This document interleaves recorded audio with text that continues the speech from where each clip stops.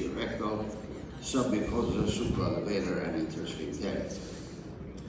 So the treatment, the primary fistulotomy was done to decrease recurrence, decrease sick days, and decrease disability. But the opposite of it was that maybe it's not necessary, maybe it'll cause incontinence. And you need an expert to do this. Not everybody should be doing this. So here's an abscess drained in posteriorly. All these pictures are in the jackknife position. You can see some pus coming from the anal canal. You can put a probe in. And if you think it is very superficial, you can do a primary fistulotomy and the patient's problem will be solved.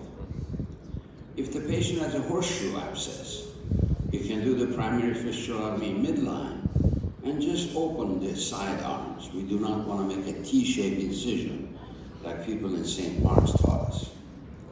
The principle of fistula surgery is that recurrence is better than incontinence. If I operate and the patient doesn't do well, they'll go to Gonzalo. If I operate and the patient has incontinence, they go to a lawyer. I prefer Gonzalo to any lawyer. So in looking at the expert analysis of fistulas by Parks, Gordon, and Hardcastle, we got intrasphincteric, transsphincteric, suprasphincteric, and extrasphincteric, and you can see the degree of incontinence if we do a fistulotomy for each one of these, from minimum to complete. So the alternatives for fistulotomy was that let's not cut the sphincter, let's do flaps, inject fibrin glue, put a seton forever, put a fistula plug, parasacrococcygeal approach, lift, baft, and a whole slew of new operations, including one from Turkey, that you take the cartilage from the ear, smush it up, and put it in the fistula tract. I think all you're going to get is a deformed ear from that. Now here's the evolution of fistula, and this is my personal experience that we published. 2,267 fistula operations that I had done between 75 and 2009. Sphincterotomies were listed as cutting procedures. Non-cutting procedures was the sphincter sparing operations. I think everybody can see how these two lines crossed. Somewhere in the mid-90s, the two lines crossed, means that fistulotomy became 50-50, and non-cutting operations became more popular. The first one was fibrin glue. But then take a look at what happens. The number of patients who had 2 or more operations after we started doing the non-cutting procedure. You can see from near 0 to about 40%. So the conclusion for this paper was that the successful treatment of current and recurrent disease is what the goal is. Prevention of sphincter is very important. So it should mandate the surgeon to be familiar with various different surgical techniques. Is fistulotomy a role? Yes, but we have to detail extensive preoperative counseling, discuss pros and cons, especially if the patient is female, and especially if the fistula is anterior. And those are the ones that we do not want to do any fistulotomy at all. So the indication for fistulotomy is for men, posterior location, involvement of less than 50% of sphincter, and the patient has had no prior fistulotomy. Contraindication is female gender, multiparity, anterior fistulas, and involvement of over 50% of external sphincter. This is a good thing to remember. I want you all to remember. I wish I had said that. This fistulotomy is like a hepatectomy.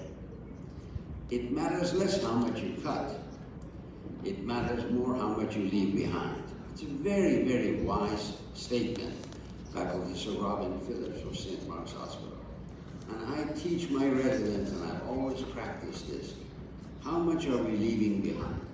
The problem is, to know how much you're cutting and how much you leave behind, you need to be a specialist, you need to be an expert. So sphincter sparing operations is a trade-off. You preserve the sphincter, but there will be multiple operations necessary to fix it, because none of those operations are successful more than 50 or 60%. So the cause of operative failure is there's some patient factors. Age, younger patients do worse than older patients. Gender, female recurrences, male incontinence. Smoking, because of lack of perfusion and obesity. There's surgeon factors. Specializations matter. You cannot be an expert in fistula when majority of the operations you do are cholecystectomy, appendectomy, hernia, and bowel obstruction. It just won't work. The surgeon should know alternative operations, know the technical details, and be able to locate the primary opening. The majority of failures happen because the primary opening is not identified. And then the fistula characteristic. What's the etiology? Crohn's disease? Well, we're going to have more trouble with that. The anatomic classification that we must know. And of course, if a prior operation has been done, the anatomy has been distorted. So what is new and what's in the future? Now here is the host factors. We talked about it a minute ago. Look at this all list. If you operate and it doesn't work, you use this list as your excuse. Oh, the patient was smoking, didn't eat enough, drank alcohol, was too fat, etc. And there's a histologic factors. Epithelialization of a fistula tract would lead to non-healing. This is the critical factor, I believe. Now, there's a microbiologic factors. There's culture of pus shows very little bacterial yield. E. coli maybe 22%, B. frac 22%, and Enterococcus 15%. So use of antibiotic in fistulas has not shown to be very effective, as you saw at the meta-analysis that was shown the previous week. Then there's molecular factors. This is the alphabet soup that we got an interleukin 1 beta. The immunohistochemistry shows interleukin 1 beta in 93% and interleukin 8 in 70%, and et cetera, et cetera. So you can see that the correlation of cytokines with clinical outcomes may be an important factor, because if it is, then we can block the cytokines with various medications that are used actually in transplantation to get better results. Now, the therapeutic implication is you can use an anti-TNF stuff. You can use it in Crohn's disease. You can use mesenchymal stem cell autologous that was started in Spain, and one of the colleagues is here actually. And there's an allogenic stem cell, which is safe, it's available, it's in the market, you can pick it up. If you're going to do autologous, the patient has to donate the fat, means you need the patient to have a liposuction, the cells to be grown out of it, and then inject into the fistula tract. And that procedure is prohibitively expensive in the United States at the charge of about $25,000 per patient. And that's why it has never caught on, because no insurance company would cover that.